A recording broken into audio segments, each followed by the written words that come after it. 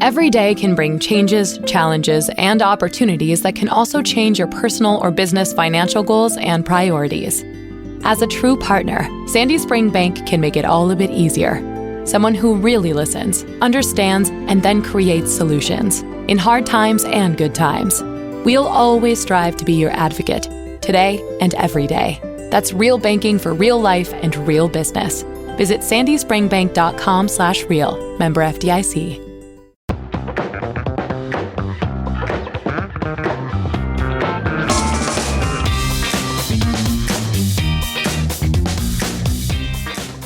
Hey everybody, welcome to another episode of Cape Down, the superhero podcast about superhero things. I am Tyler Huckabee.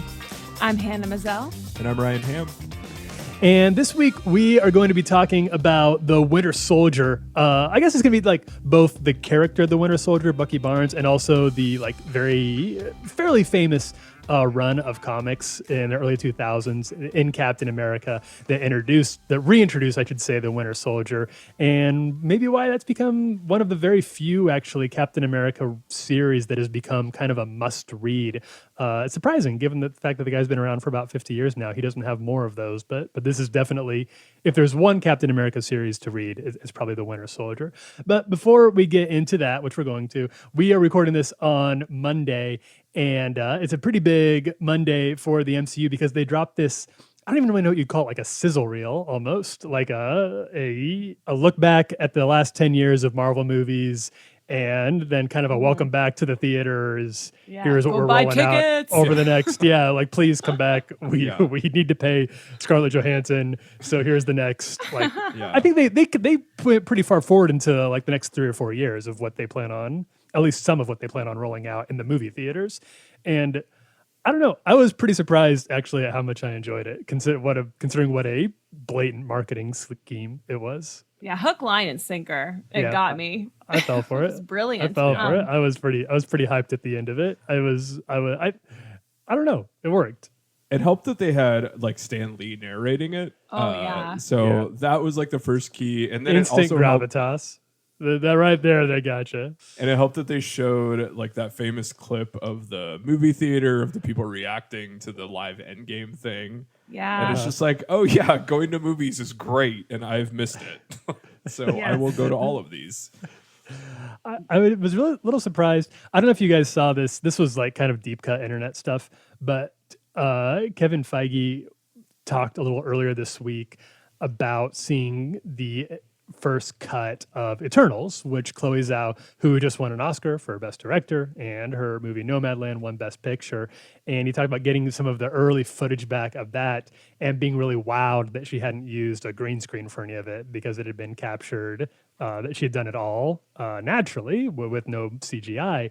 And he kind of got razzed on the internet, probably deservedly so, kind of got razzed on the internet for like, oh, you can make a movie without green screen. Who knew? Which I think is fair. But seeing the shots we only got maybe a total of 10 seconds of Eternals footage in this thing.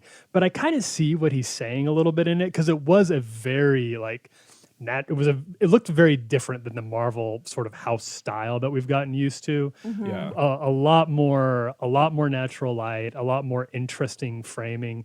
It looks like, based on, again, very limited intel right now, like they really let her kind of do her own thing with this. It shows. It doesn't look like any of the rest of the footage that we saw. It definitely stood out as being its own thing. Yeah. I'm really excited. I haven't seen any of Chloe Zhao's films. Not that she has a lot, right? Like a couple. She has 2, I believe. Yeah, big pictures. Nomadland and Wind Rider, and Nomadland is really good. It's I'm kind of a hard watch, but it's good. I enjoyed it. Doesn't look like how a Marvel movie would make you feel, I'm actually really excited to see what she does with this, because the Eternals are definitely like a series that I've been so intrigued by and have not yet dipped a toe in. And like I was reading a bunch of articles, just scouring the internet after watching the Marvel clip, and dude, they're cool. I'm excited to see what she does with I feel like the uniqueness of the characters compared to where like the other main stars of the MCU. Are they the most maybe obscure Marvel property to be brought into the MCU, or at least to get their own lead MCU movie? They probably are. I think so. For a lead movie, I think so. I think even most Marvel fans would kind of be like, the Who? No, Yeah. like they are a deep cut by, which is probably an appeal to Chloe. Maybe Zhao. Shang-Chi or Shang-Chi. Yeah. Shang-Chi. Apparently Yeah. it's Shang-Chi. I felt like a Shang-Chi. fake fan. I've been saying it wrong my entire life. Funny thing, because you brought up Kevin Feige, and Yeah. I read on one of our reviews on an Apple podcast that they're like, they all say his name in different ways, but I still like their podcast. I will say that I believe I was the one that has been mispronouncing his name. No, I've definitely said it wrong. It may be you, but it has also been me. Okay. I am like 85% sure it's Feige, but It I'm is still yeah, not. There's actually no way to pronounce it correctly, so anything you say is right. Yeah, exactly. Yeah. We can make anything canon. Yeah, If it's actually Shang-Chi, then who cares? Yeah, It's actually exactly. Kevin does not Fieri. matter. Kevin Fieri. No, but the Eternals thing is really cool, and I do think it'd be really fun.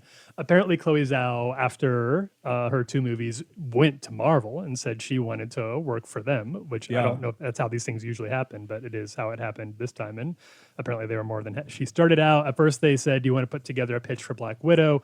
They started going down that path, didn't quite work, so backed up on that. And then she was the one who came back to them and said she had an idea for this Eternals movie, which I think they're only real. We'll do an Eternals episode somewhere down the line. They're really only, to my knowledge, maybe 2 actual Eternals comic series, and then one that is currently ongoing that they just started and is maybe 3 or 4 issues in. So if you want to get on board, now would be a good time because they just started. But there's Jack Kirby's original series, which was sort of his Marvel magnum opus. He loved this stuff. He loved the idea of creating these like small sub communities within humanity who more or less look like us but aren't us. And there's good guys and bad guys, and they duke it out. This was what the X-Men were. He did this over at DC with New Gods, and then he came back to Marvel and did it with Eternals, which is the same idea. And then actually Neil Gaiman was the one who picked it up and did another run at it. Neil Gaiman, the very famous sci-fi fantasy author, gave it another I didn't go. know that. Yeah, and he did another like I think it only lasted maybe a year or so, but it's pretty good. It's pretty good, but I would say neither of those are super well known. You know, they're not all timers. They obviously never became banner characters, but they are about to be very famous. They're getting played by Angelina Jolie and Hot Kumail and all that. So I'm pretty excited about it. It'll be fun. There's a lot of good, recognizable faces playing Good these cast. characters. Yeah, really. good, strong. Who can cast. act? Yeah. Like provenly, like they're proven good performers. Like they do a good job. So I think they can go weird. I don't know why, but I imagine Chloe Zhao's style is like approachable Terrence Malick. I would say you're onto something there. Sure, I could go with that. And I would be like really into seeing that like kind of get laced into a Marvel movie. like hands on the field from behind as you're walking through. So basically, the Man of Steel trailer. Oh, boo! But you're right. You're right. The trailer actually rocks. We all know our feelings about the Man of Steel. It's the best trailer, which is amazing. Yeah, the best Superman property ever. So I'm excited about that. And then we found out a few small things like Black Panther will apparently be called Wakanda Forever. We're all gonna cry. We are gonna cry. That's filming now, and we still don't really know what they're gonna do. We don't know what they're gonna do. I think last we heard is that they're not gonna replace T'Challa, right? They are not recasting T'Challa. So whatever, which I think is the right way to do it. But what they're gonna do instead is we don't know. Yeah, it's interesting though because in typical comic book fashion, I'm like very cynical because I'm just like, they say they're not gonna recast T'Challa, but what if it's like T'Challa, and it's from like Earth 617. His like secret brother.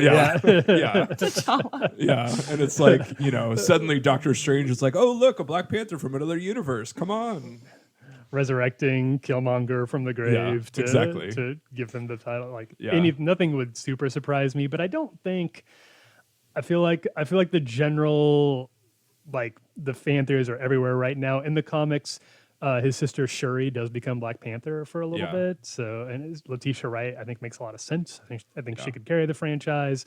That seems like the most obvious way to go. But you've also got Okoye, and or you could just bring in, Daniel Kaluuya is sitting right there. You got another Oscar winner on who's already on your cast, ready to go, and he could obviously carry it. So I don't know where they'll go with it.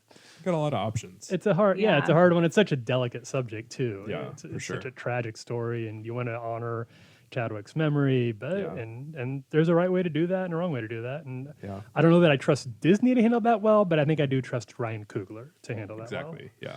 And then Captain Marvel 2 is going to be the Marvels, I guess. Yeah, I was the other surprised at probably that. the final big reveal. I don't think anybody had any idea that was going to happen. Yeah, that was like a rebrand. Miss Marvel is coming up. They're filming Miss Marvel right now. So, and we'd known, I think, that she was going to be in Captain Marvel 2. I think we also knew that Monica from WandaVision was also going to be in Captain Marvel 2. And these are both in the comics. Monica Rambeau was Captain Marvel for a while. Actually, was Captain Marvel before Carol Danvers was back in the 70s. And now she's called Spectrum in the comics. I don't know what her name is going to be in this, obviously, but apparently it's going to be all three of these women kind of co-sharing the family name, the Marvels. That sounds cool. I'm excited for that one. That'll be interesting to see where that one goes. I think it's interesting because it feels like they do this occasionally, right? Like Ant-Man and the Wasp, or Ant-Man 2 became Ant-Man and the Wasp. Yeah, it's sort of a sequel. It is a sequel technically, but it's not two. It's like an expand. It's an expansion of the original idea. Well, and honestly, and I feel like Captain America 2 could have been Captain America and Black Widow because they were basically co-stars for that whole thing. So I do think there's a good track record of this too happening. But it is a little weird that they didn't really give Captain Marvel much more than an origin story standalone movie. Although I guess they didn't do that with Captain America either. So I guess not. There's so much rich material with Captain Marvel and the character of Carol Danvers, and there's tons of stories you could tell there, but this is definitely one of them. And obviously the friendship between Miss Marvel and Captain, between Kamala Khan and Carol Danvers is a really fun one in the comics. This mentor-mentee role. There's a lot there. So I'm excited. We'll see how the Disney Plus series goes. I wonder if they were looking for a way to bring it back to Earth too. That's true. Because I feel like there's not a lot, even in the comics, to necessarily keep Captain Marvel on Earth, but there's a lot to send her to space. And maybe with Eternals and Guardians 3, they had enough space stuff lined up. They didn't need any more space stuff. They definitely seem to be like leaning into the space stuff with her. I mean, basically during the last two Avengers movies, she was, not on Earth. It's a great little Deus Ex Machina for why she's not involved in her.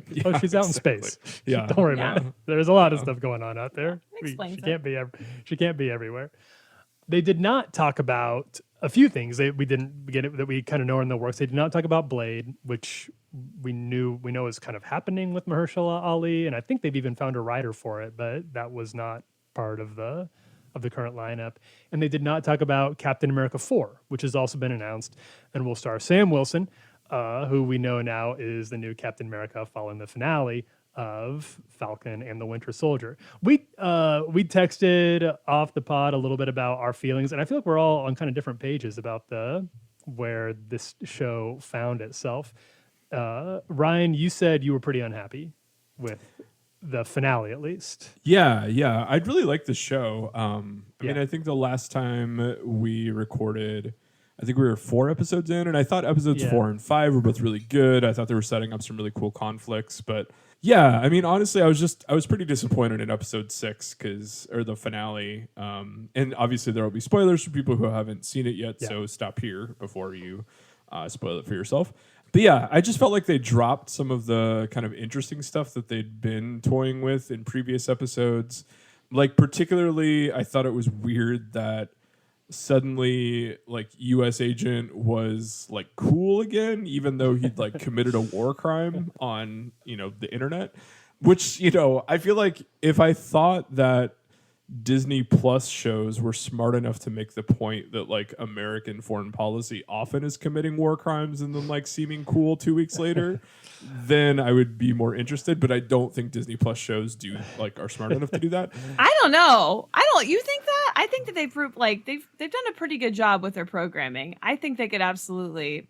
I think they've done a good job, but I don't feel like the characters of like Winter Soldier or Falcon would have been that responsive, because the whole show is kind of this like questioning of like American involvement in like, what is America, which like, is always kind of the crux of the best Captain America stories. So it was just kind of weird where it was like this whole thing is grappling with Sam, even thinking like, what does the shield mean? And then it's like, oh, here's a dude who like murdered somebody in cold blood, but he's okay now because he helped like a building.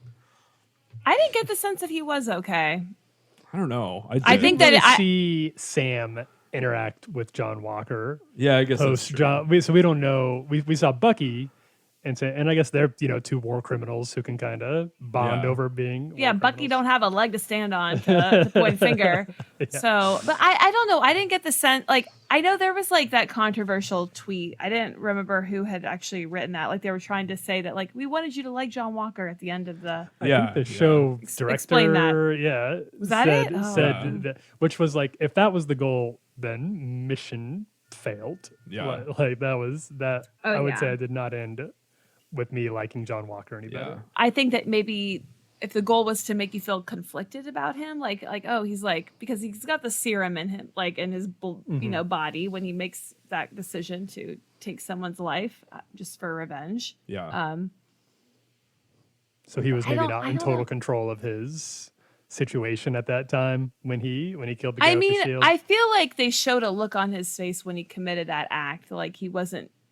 Like he kind of had a feeling of like, what have I done? Yes, I agree with that. Yeah. I don't think he would say we never heard him like defend it as the right thing to do or anything like that. Well, I mean, he did in his court martial, like in his Yeah. trial, he did that. I guess we kind of did. And he did. And I think this was important that he lied to the family of I can't think of his friend's name who was killed, but he did not come clean. Lamar, he did not come clean, which to me was setting him up to be the heel for a much longer time than the show actually let him be. And then he kind of ended on the right. Yeah, I would say there were like a lot of this show juggled a lot of different themes and plots and ideas, and I would say the John Walker one was maybe one of the least successful things that it did. It just didn't quite, especially when we found out what the showrunner wanted to do with it. Like I was almost more forgiving before I knew where they were trying to go with it, and then I was like, well, if that's what you wanted, then this was a complete miss, because I don't think anybody feels like he got a redemption arc.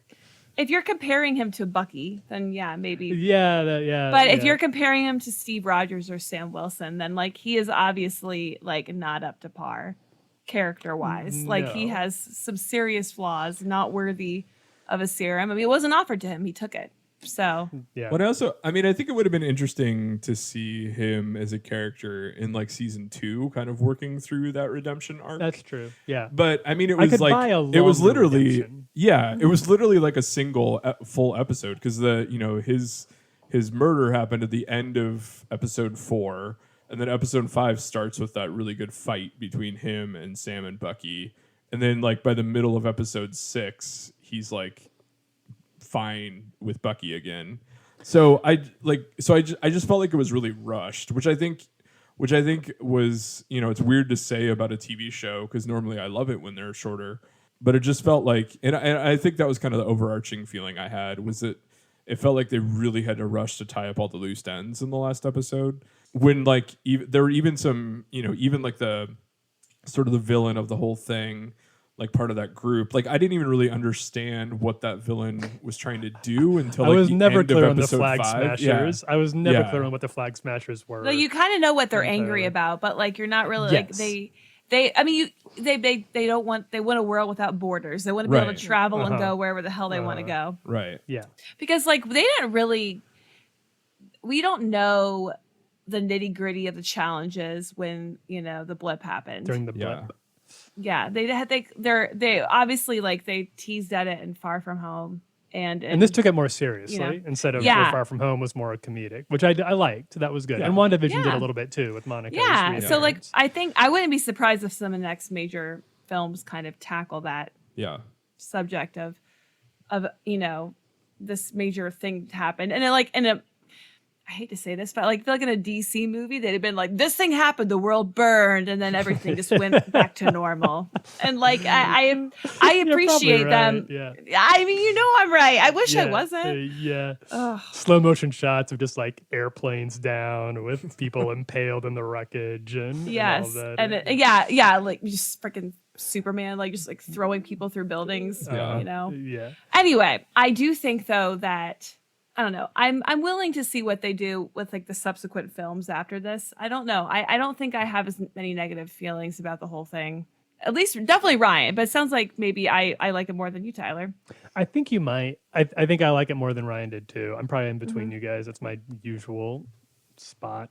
I think that there were a few times like I think with John Walker committing a war crime, killing an innocent in front of the world, and then I would relate it to a similar moment in the next episode, I believe, where Sam goes back to Isaiah Bradley and here's the full story of what happened to the original super soldier. Yeah. And I thought both of those moments were really, really excellently handled, were filmed so well. I think Carl Lumbly's performance as Isaiah Bradley is one of the best things some of the best acting the MCU has ever had. Yeah, he was agreed. really, really strong. And they were both so good that the subsequent kind of resolution of those conflicts they were almost filmed too well for the resolutions to work, because Sam just is kind of like, there's a short little montage, and then he's like, well, he's living his truth, and that's why he's not Captain America, but I will be. Yeah. And I feel like I could have used at least one more episode in each of those. That I think you could have done it in a single episode, although I would have taken a whole season to watch them. It was 8 episodes, right? With it. Yeah, it's not very long. 6. Yeah, it was only 6. What if they did 8 or 10? Yeah, exactly. It wasn't super long, and I think they could have gotten there. Probably. Yeah. And there was really good. I think of all the things they tackled and tried to figure out, I do think Sam Wilson deciding to take the shield was the strongest. I think. Yeah, agreed. By the end, I was pretty. I was really. It was cool to see him. I know a lot of people don't like the costume. I thought it was okay. It was very comic book accurate. Like it looked like the comic book version of it, and it was fun to see him own that. And even the monologue he gives at the end of the news cameras about the importance of looking after the oppressed, which felt a little bit rough draft, but he delivered it. Anthony Mackie, I think, delivered it strongly enough that I was willing to let it happen. I mean, he's new to the job. It would have been weird if he pulled out this like amazing speech. That's just true. like out of the blue. Like, I've true. never done this before, but here I am. It just starts knocking it out of the park. I think it makes sense that he's gonna like not be as smooth and that's Yeah, I think it's totally fair. He's not gonna have that part of the gig down yet. Yeah. I by the end I was very on board with that, and I'm really excited to see the movie. Full movie with him as Captain America. I think that'll be cool. He's well cast. He's right for the job. And then we have not talked about, which is a great moment, the introduction of Julie Louis-Dreyfus in the MCU, which was out of nowhere and was so cool. And they kept that on lockdown, which was such a surprise, which I take it back. That was the best handled thing. And I don't even totally know what the idea, what they're doing there. Great. There's a lot of possibilities for where that's going to go in the future, but she might be evil. She might be evil. She might be evil. I'm all in on it. I can't wait. We're big Veep fans, Seinfeld fans. Yeah. I think we're Seinfeld fans. The Cape Town podcast is also a Veep podcast on the off week, and this is so I was very much down for that. Oh, that was the best surprise. I would say I'm between you guys. I feel like I liked it maybe a little less than you, Hannah, but I think I liked it. I felt pretty good about Sam's as a Falcon story. I think it was fairly successful I feel like the Winter Soldier part got a little bit, he kind of got a little lost in the shuffle, but I thought it was a really good. Strong start for him, though. Strong start, yeah. And I thought he was, as somebody, I've been kind of mediocre on his performance in the MCU. I just don't think he's had a whole lot to work with, but I thought he was really good in this show. They let him flex some acting muscles. He did a pretty good job. Yeah, he really did. He had some really good moments. And as a John Walker story, I thought it was not very good. Yeah. I thought it was a really good on that one. And I think you've hit it on the head too, is like I think my biggest issue was just that everything felt rushed and unearned. So even that walk with Isaiah through the Smithsonian. It's like, look, you have a statue now. It's like, okay. Yeah. Like, I don't know. So it's just like, does this come with like any back taxes or? yeah. And it's just like I felt like they'd done such a good job of setting that up, and like that conversation was like genuinely uncomfortable. And it's kind of like, I think Captain America kind of facing, what does it mean to be Captain America, and what does America mean? Like, those are really interesting questions. So I think it was just a little disappointing in the end to have it kind of wrapped up with a neat bow. And, he's like, no, I love it now. I think it's fair to say that, like, it's rushed. It was a rush show. And I think that they could have easily given us 2 extra episodes to, like, kind of tie up some loose ends. Exactly. And, like, I think add more gravitas to certain moments that really needed it, because they were impactful, but they could have been more impactful. Yeah. What'd you guys think about Sharon being the power broker? Ooh, we haven't even touched on Sharon's story yet. know. Hannah, what'd you think? You don't know. It was a weird reveal. It was. So I was thrown by it. I was not expecting it.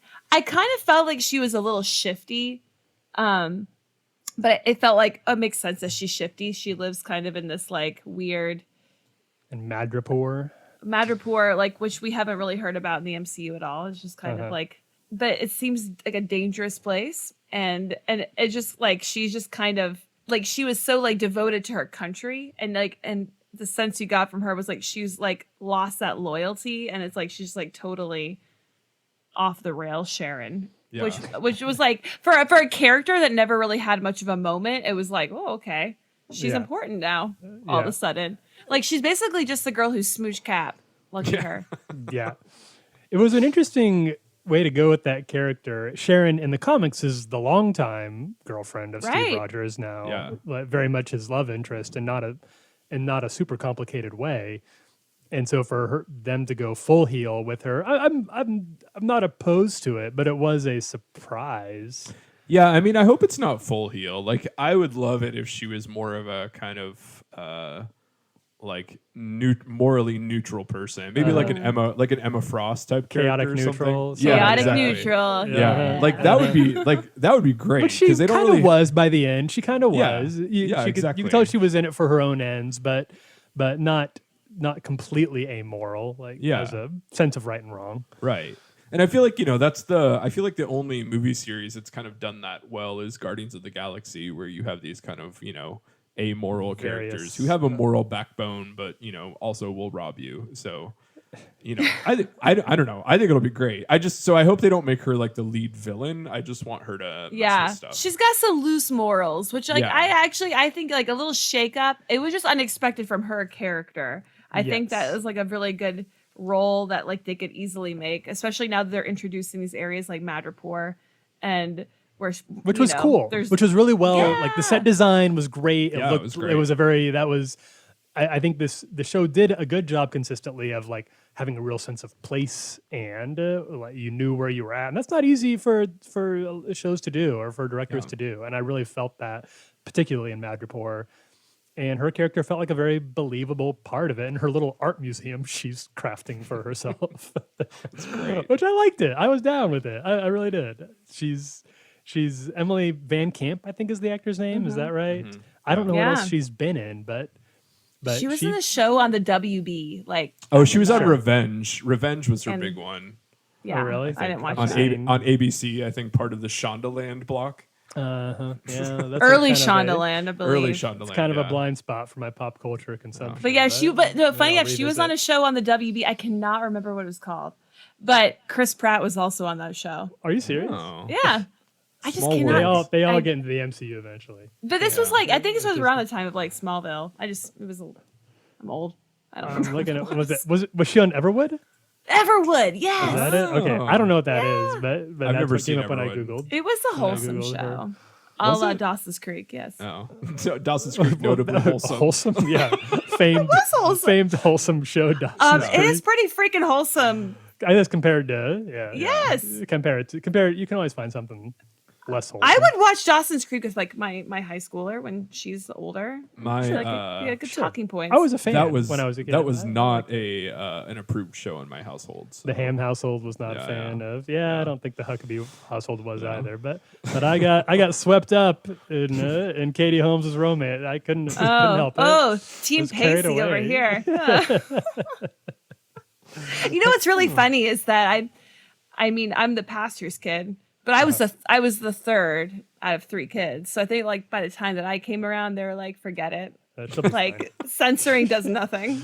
Just she'll figure it go out. child, Well, figure it's it like out. time for One Tree Hill. Oh, that wasn't good. No, That it wasn't good. No, I'm not going to endorse that here. No. Dawson's Creek, though, that's good stuff. Dawson's was good. Yeah, I was saved a lot because we just didn't have a lot of channels in my house growing up. So my acts of televised rebellion were pretty limited, just by options. The ceiling was low. Figured it out Listen to this, eventually. kids. Look how we used to live. Just put on Focus on the Family, and it'll be fun. It'll be fun. Oh no, I had cassette tapes of Adventures in Odyssey. Oh sure. Oh, of yeah. course, yeah. Who Big didn't? time. Yeah. No. You know, Mr. Whitaker. look who you're talking to. I think a lot of Cape Town. I think the Adventures in Odyssey to Cape Town pipeline is probably fairly robust, and Oh. for sure. a lot of people will know what Yeah. you're talking about. So yeah, guys, tweet at me if you had the Adventures in Odyssey Bible. I want to talk about it with you. I didn't know there was a Bible. I don't. Oh, I never had the Bible. It I had sweet comics in it, guys. I know. I was jealous of the people who did have the Bible. Yeah. I had the classic. My Bible was you can see it with like the purple on the front, and there's a bunch of like angular shapes. Oh on yeah. it. The Adventure You know Bible? what I'm talking about? Or it was either It was the like called the teen- Youth Walk Devotion. Yeah, that was a maybe, good one because is it what had the it's called. devotionals in it. Yeah. Yeah. Very- It had very- little stories. Very Yeah. Saved by the Bell style. On the Yeah, outside. very Saved. Yeah, Yeah. definitely a riff on Saved by the Bell. Yeah. Is it a Trapper paraphernalia. Keeper or is it my Bible journal? Yeah. I don't know. All the Yeah. kids, You'll have to ask. all the other kids in homeschool were super jealous of my Bible. It's like, hey, do you like my Bible? Maybe you'd like to meet my friend Jesus. I'll see you at the pole. He wrote the entire thing. Oh, this is all getting cut. This is great. No, I know, this yeah. is good. No, this is No. this is staying in. What this is gonna like all of a sudden you're gonna go on Reddit, you're gonna go on your cringe Reddit, and they're gonna post a clip of this Oh yeah. segment of our Oh. podcast. I didn't know. Reddit cringe. Are we? We'll end up there. No, Yeah.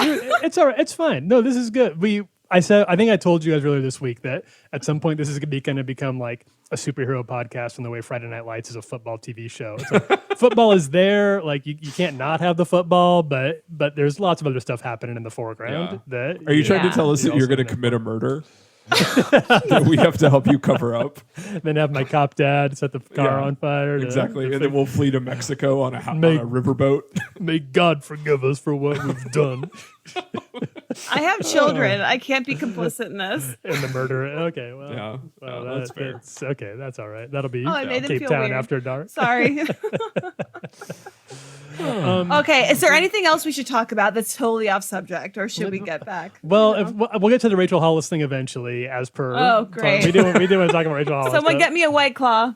maybe we'll find an off ramp in the Winter Soldier discussion. Yeah. at some Oh yeah, point. naturally. That'll There's got to be. definitely come Yeah, I feel like Boy, influencer culture. boy, watch your arm. up. Oh, Although I do think, and I said this, but I stand by it. I do think going from being like Captain America's sort of jilted lover to being the power broker in Madripoor, that feels like a good. There is unexplored symbolic material meat on those bones yeah, totally. regarding there's It was a bold move. Yeah, that's a bold move. That's a switch, and I could believe that like highly ideal. That's what happens to the highly idealized, right? You're young, you're excited, you believe in your country. Something goes awry, like Captain America leaves you for your aunt, and then before you know it, you're helping Baron Zemo get his hands on super soldier serum. That feels that's a believable trajectory. Yeah. Just like how Gen Zers are giving us, shit for wearing skinny jeans. Yeah, exactly. The Zoomers. Because and then in a couple of years they'll be like, these are very flattering. And Yeah. they'll understand. Wait till Yeah. the mom pooch sits in and then call me, ladies. It's like all these Gen Zers with their Jinkos. Yeah, but I got a pair of Oh. bigger jeans last week, guys, and I'm trying them out. Oh, It feels weird. It feels a relaxed fit. Yeah, it's a relaxed fit. It just feels like I've given up, honestly. Instead of a fashion choice, it just feels like I'm embracing my. They are a relaxed fit drawstring jean. Yeah. I think that was kind of a one-time wear around town. See how it goes. Like, no, time to just accept the fact that skinny jeans are dad jeans now, and that'll be my life. That's fine. It's okay. Yeah. I don't even try. Anything that holds it all in. Just I mean, the nice thing is compact. this is obviously completely off the rails, but I mean, the nice obviously. thing is if you look back at like the 80s and even the 70s, it's like all the people, and this is easier for men. I'm sorry, Hannah, but this is what Kate and I talk about all the time, is it's way easier for men to just sort of have this classic fashion. Because you can just sort of, if you just buy Levi's, one of Always in 3 style. sizes, they're never out of style. As long Yeah, as you that's wear, because you guys just have suits. That's Yeah. all you wear. Yeah, it's And true. it's just about sometimes there's 3 buttons, sometimes there's 2 buttons. Yeah, Sometimes I have that is- pinstripes. Yeah, Sometimes it's wool, yeah. linen. You just wear Levi's and flannel, and then you're good But for you the can rest see of your life. you see suits occasionally where you're like, well, that suit is Right, definitely right. not in style. And Always like, in the they're 70s, different. yeah. It's mostly in the fit, but Yeah. like how big or tiny it is. This is why I read comics, the tight superhero costumes. Yeah, because- that's why. Yeah, Yeah. You just got to That's wear what the got me David. in. That's what got me in initially too. Sure. You just got to wear the David Byrne suit for the rest of your life, and then you'll never be out of style. I don't know who that is. Who is that? His teeth He's are a- scary. The lead Talking singer of Heads. Talking Heads. Talking Heads. Oh, I guess I never thought to Google him. You know that you may find yourself living in a shotgun shell. Yeah, I know, but I never needed to see Well, an image. yeah, I don't know why you'd Google a picture of the guy, but but he had a big suit in this. he had a big in this suit. specific instance. I go on the internet in waves. Like sometimes it's like I'm all That's in the great. internet, and That's then the way other to do it. times I've had enough and I need to go away. very- And that that's might a have very happened in cool. an away window. Yeah. in Yeah. the 80s. It's a good I call. don't think. Well, you were obviously probably in the like 80s, 3. you weren't on the internet either in the No, 80s, I Tyler. wasn't. Okay. I'm just saying you don't need to feel bad about this. It's not strange that you haven't seen the music video for a Talking Heads. I feel strange. I feel strange. And I do think notably like superhero fashion even in the 80s was still very tight, and like there's one, maybe that's the appeal to superhero fashion, is there's one look. It's Yeah. always very form fitting, Yeah. because if you got I a mean, I feel superhero like body, if you got a superhero body, show it off. Why not? Yeah. I feel like the thing that changes the most Perk with of the job. superheroes is how big or small they are. It's just Like how many muscles? or yeah, exactly. Like, do they have Or a their lot of muscles? tatas. Yeah. Yeah. yeah, Like, do they just have the a, overall like, robustness yeah. of their physical Yeah. attributes. like, is their chest very large for muscular reasons or otherwise? Then it's probably the early 90s. You can Was see. there an era where they had more chest hair?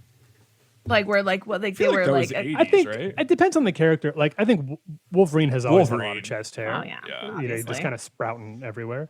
But even now, like there is this. We'll talk about this at some point on the gut. But there's this. The Hellfire Gala is coming up in X-Men comics, and this is a very big deal. And every character, every X-Man, like all, at this point, there's like I don't know how many hundred of them, is getting many. like a formal wear, some sort of like big red carpet gala, redesigned gala look.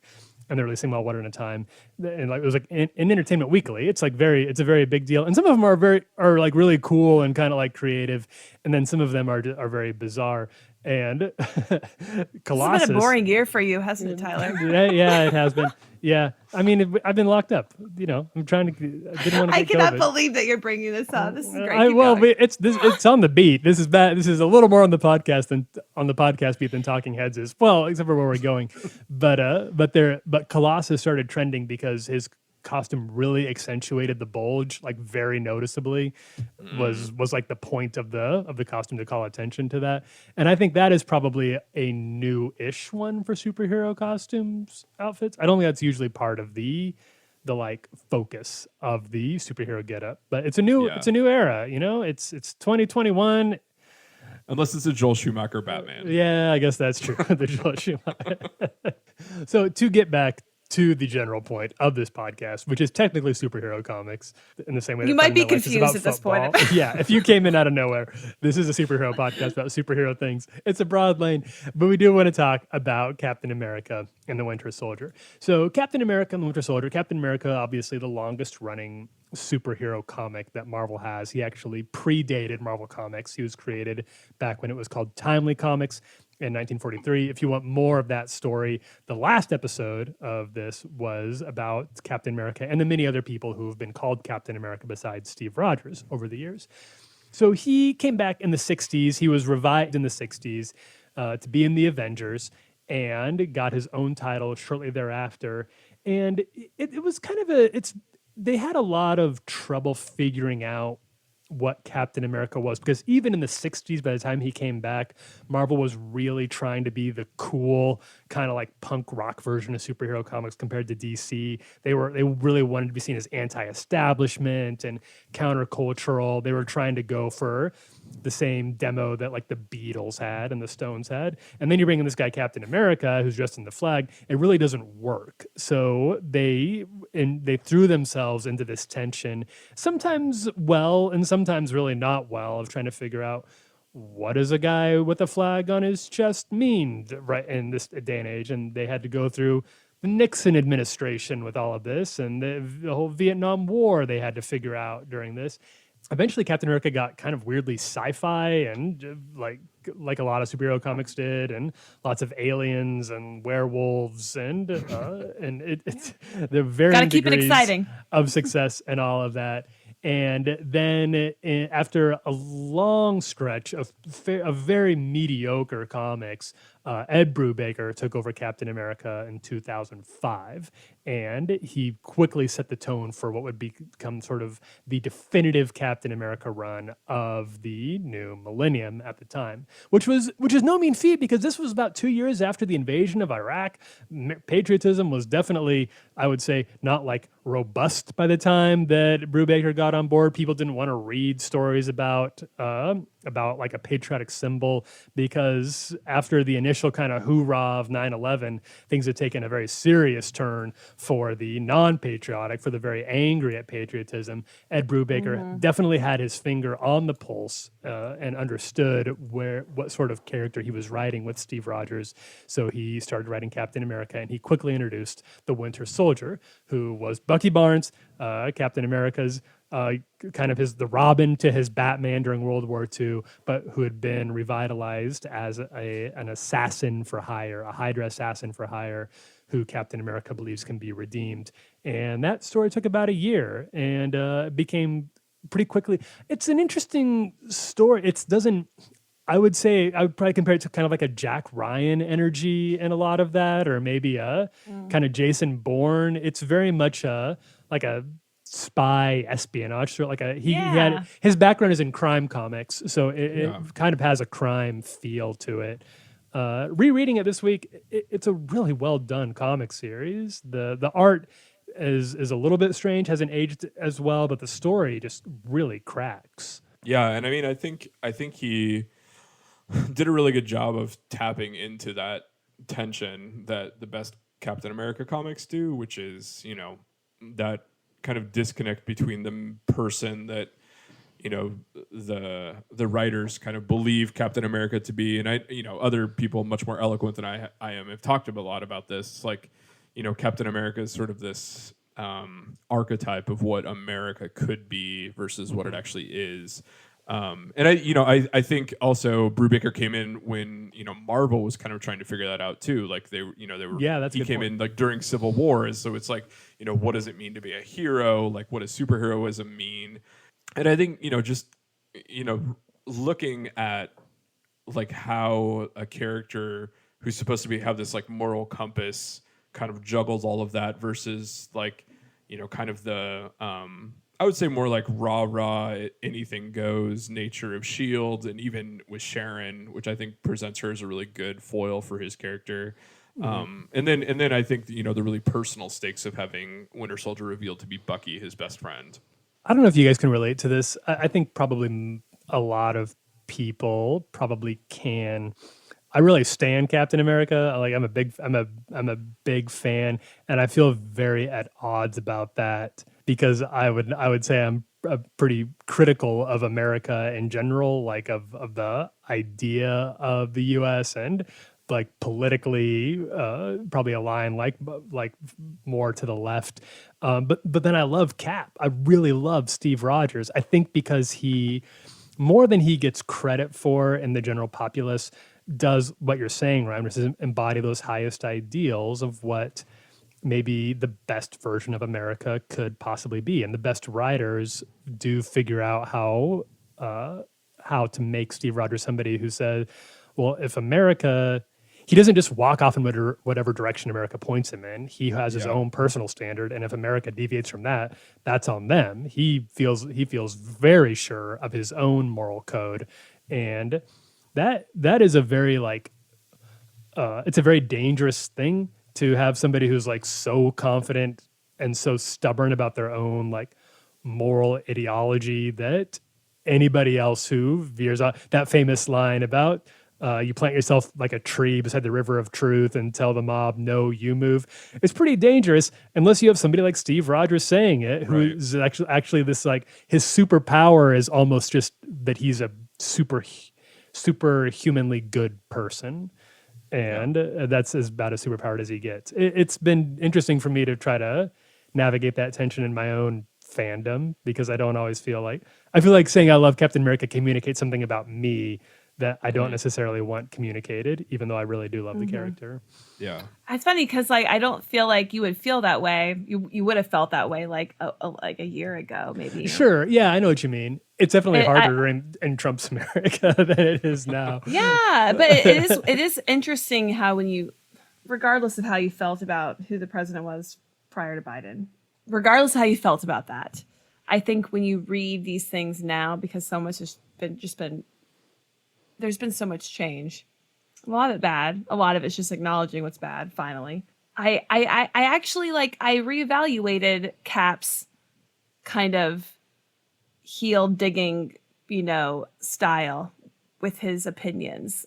And I feel like it's one thing that I've learned in the last year is having opinions is good, but I feel like we should all be more open-minded and willing to let go of those opinions that we were grasping onto maybe a little too tightly. And it's kind of made me look at Cap a little differently, which before I was very sure of how I felt about how he made his decision. I'm like, oh, it's the right call. It's the right thing to do.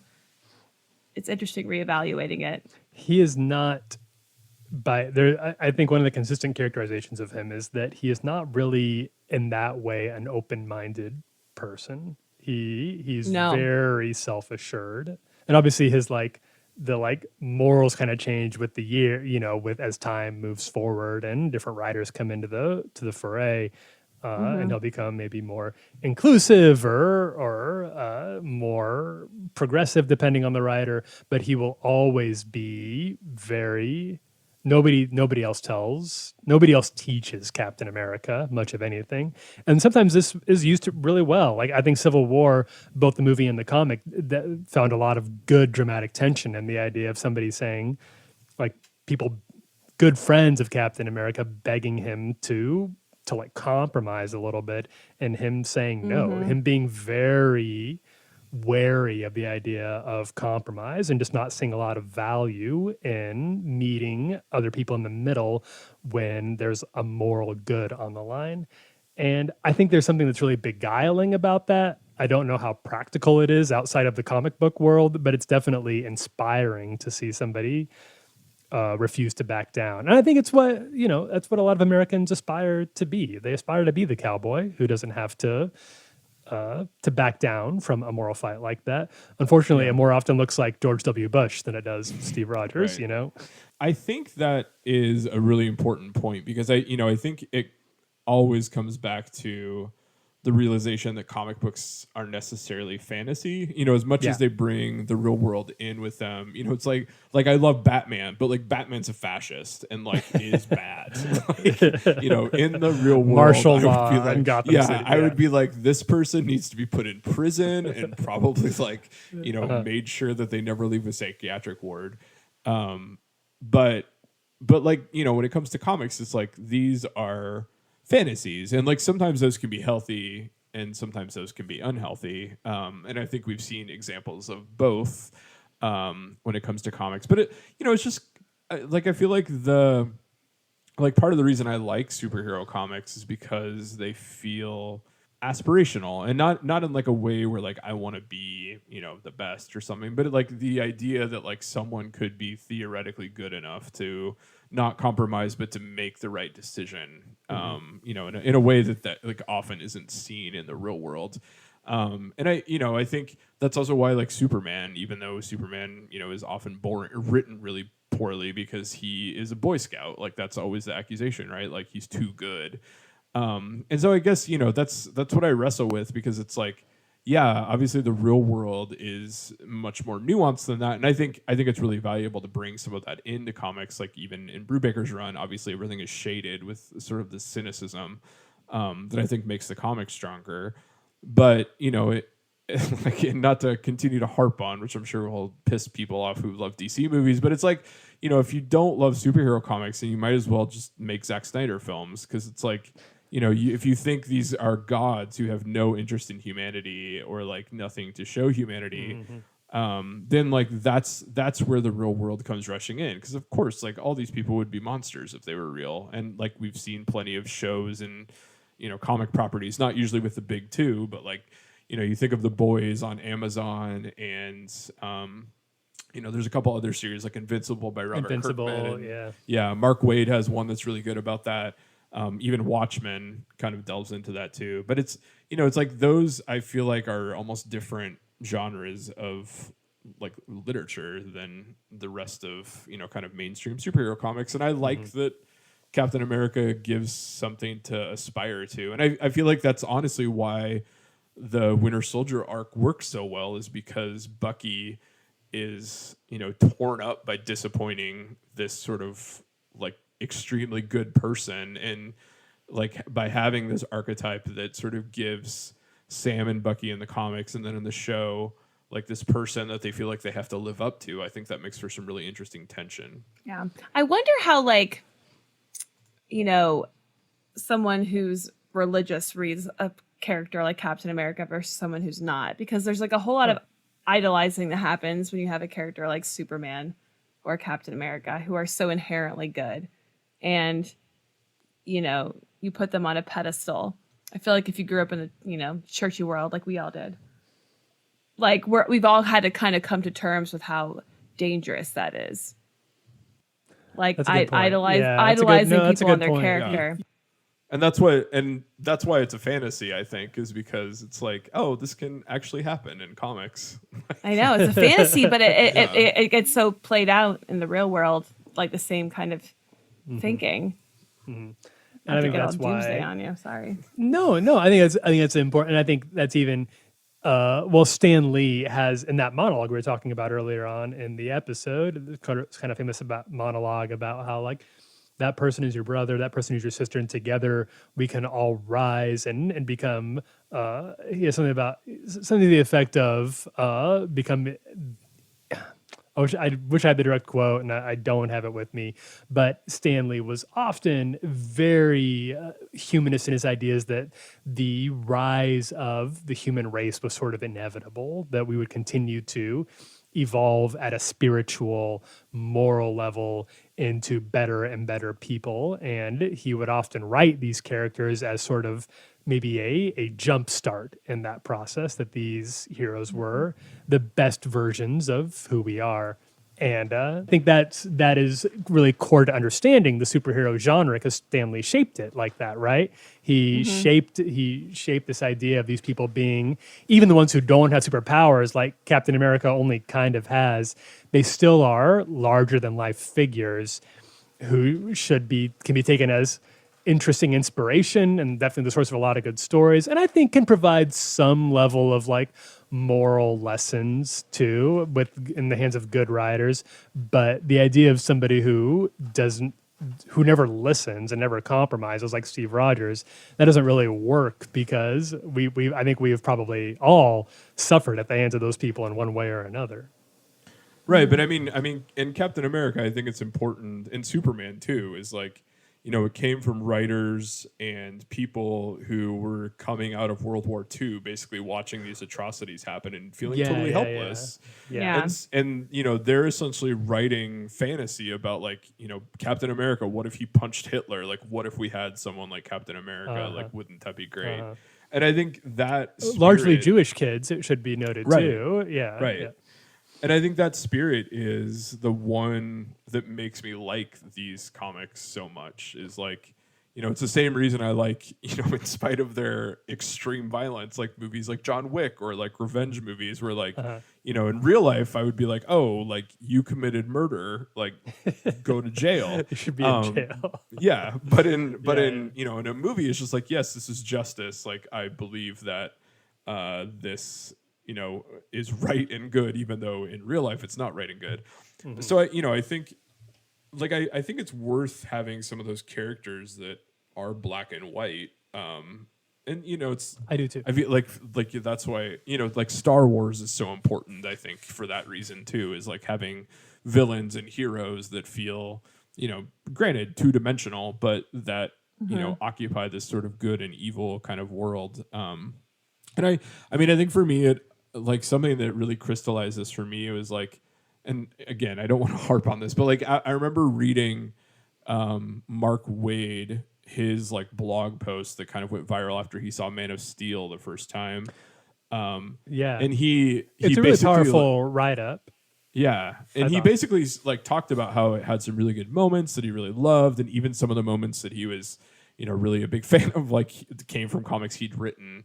But he said like the moment when Superman killed someone, he basically stood up, swore at the screen, and then stormed out. Which, like, I remember reading and being like, that's very dramatic. But, I think there is something to that where it's like, we don't, like, these are fantasy characters. Like, we can have them be heroes and not have to be as, like, grotesque as us. Morally compromised as I mean, in general, I'd like to see people be, like, less grotesque.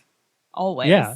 It's a huge appeal to these for me, is that you can watch somebody be the sort of person that isn't maybe super realistic for us, but is very it's I think insofar as there's any sort of like sort of escapism for me, it's less about what if I could be a superhero who could beat up bad guys, and more like, what if I lived in a world where there were really good people who did good things no matter what? Like that sounds like a very appealing fantasy for me, and that's, I think, maybe the biggest straw for me now of the whole genre. And Captain America encapsulates that probably, other than Superman, maybe more than anybody else.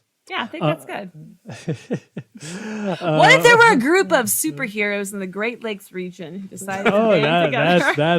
There we go. That's a throwback. in the heartland.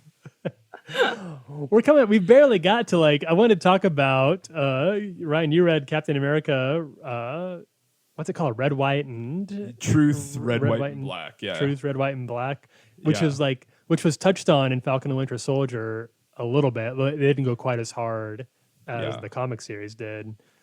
We'll wrap up pretty short here, but tell me what you think about that series. Yeah, that was one of the ones that the showrunner really referenced when he kind of talked about their impetus for doing this. Yeah. And I think, did it introduce the character of Isaiah Bradley? It did. Or as I believe so. I think it did, though. Yeah, it introduced the idea that before Steve Rogers, the super soldier serum had been tested on other people, and a pretty blatant reference to the Tuskegee Institute experiments. Right. Yeah. Was tested on black people. Yeah. Yeah. So I mean, the whole thing is basically about kind of what happens to these soldiers that were, vaccinated with the super soldier serum and kind of the experimentation done, and it really does. I mean, for all of my previous stuff about heroes, like it definitely changes the character of the person who injected Steve with the super soldier serum and kind of like that whole process. But yeah, I mean, it's really interesting because it's basically a group of African American soldiers fighting in Vietnam who are, I guess World War II first and then Vietnam later, and they're given the super soldier serum and just kind of what happens to them. And I mean, you know, I think again, like some of the best Captain American stories, it delves into what does America mean, like what does it mean to be American, and what does it mean to kind of embody the best ideals of it. Yeah, I mean, I think it's really well written, and I think the ideas are really good. The art definitely is not my style. I think it. I know the artist is like pretty well regarded, so I don't want to like totally bash him. I don't like the art very much. Yeah, unfortunately, but, I think the story's great, but the art takes me out of it. Yeah, I mean, it was distracting enough that I actually had a hard looked at it time yet. making it through the book because, like, even some of the backgrounds were just so garish that I couldn't, like, it was hard to read. But yeah, I mean, I think if you liked the ideas or some of the ideas that they wrestled with in Falcon and Winter Soldier, like, it's well worth a read to kind of, grapple with that a little bit more. The art is not my favorite, but we're a little picky about that here at Cape Town. I guess so. I mean, the medium requires some good art. Oh, which, no. Yeah. I would say even the Winter Soldier artwork is not really has not Yeah, it doesn't age super well. all that well for me. I think it was cool at the time, but I don't love it.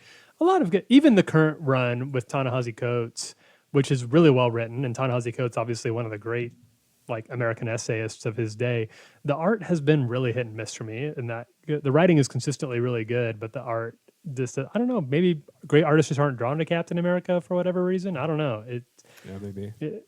I don't know. This is not Captain America, but I read Falcon Winter Soldier run. Oh yeah, in progress right now from Derek Landy, whom I have not read anything from, but I actually really like the art. That art I have not read the series, solid. but it looks very cool. The art that I've seen looks awesome. It's really good. I've only read 5 issues, but I like it. There's some like what they played into with the series. I feel like there's some good buddy cop vibes happening.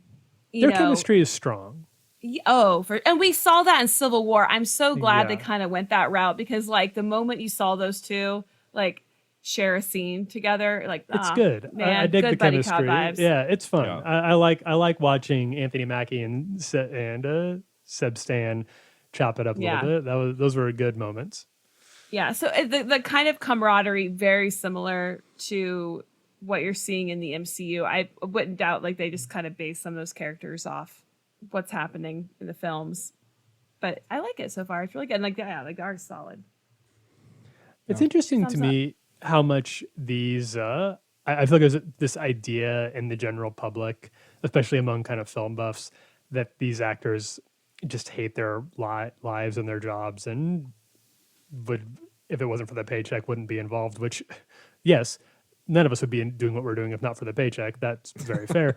I totally get that. But it seems like they genuinely, those Anthony Mackie and Sebastian Stan in particular, Mackie loves seem to really enjoy Oh. being in this, and people seem to be like pretty happy about their experience.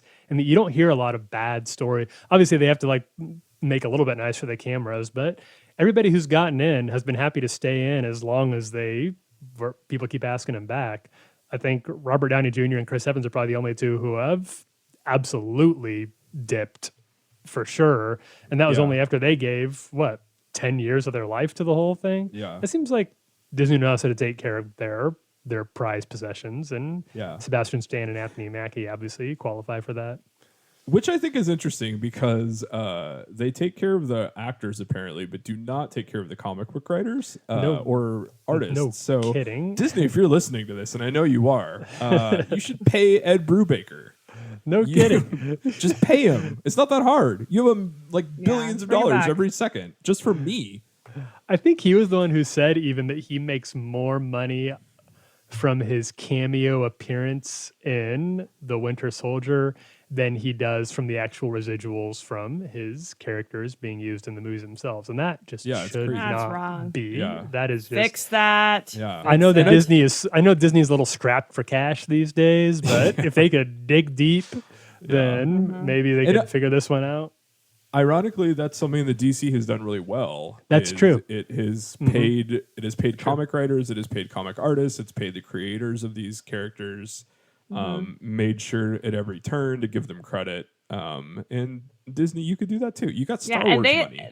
They attract solid talent because of that. Yeah, Like- yeah, exactly. I would go over there for sure. If when I get hired to start writing some of these, DC seems like a way better gig financially speaking than Marvel does right now. Yeah. Yeah, which is really inexcusable. Yeah, it's unfortunate. You have to really love the game because you're not getting rich off of it. Yeah. Yeah, it's true. Well, we're well over time at this point, and I think ending on a sour note about the lives of the creators is about as good as we're jumping Should off. we talk about Rachel Hollis now? We didn't even get to Hollis. Oh. Maybe we can find it. Maybe we can like structure it next time. Like the next episode God. can be a little more about like an actual influencer in the comic book community. I don't know if they have any. I don't know. No, but like if y'all just want to Booster talk Gold or about it, maybe we should. I think we need to Dazzler. get some stuff. Yeah, we need to get some stuff off our chest. We clearly do, yeah. But I don't know. Yeah, we haven't really decided who we're going to talk about next, but it'll definitely be a good one. I think the next actual like show that's coming out is Loki. So we'll have to get to Loki I think so, sooner too. or later. We're all really coming. excited about that. Pretty excited about that show. That show went from being one of the ones I was least excited about to being very. I'm very curious to see where they go with this one. Well, maybe we can encourage our listeners to submit their ideas. We have had a few submissions. We'll Keep talk them about it offline. We'll come back with a good one. Oh, yeah, We'll come yeah. back with Yes, something sir. special. We'll come back strong. Thank you for listening, as always, to Cape Town. If you like what you hear, and I hope you did, I sincerely hope this is your favorite superhero podcast, then head on over to Apple Podcasts, and those good reviews, those subscriptions, they really do help us out a lot. They go a long ways towards making sure that we're able to continue to do this, which we want to be able to do. Yeah, and I could pronounce Kevin Feige now. So Yeah, thank you. they also you can you can give us comments, Constructive feedback. We read them. We read them. Yeah, We mostly read them. We do. I check it out every now and then. I read them all. And with that, we'll wrap it up. I'm Tyler Huckabee. I'm Hannah Mezzell. And I'm Ryan Hamm. No need for thanks, citizens. We will see you next time.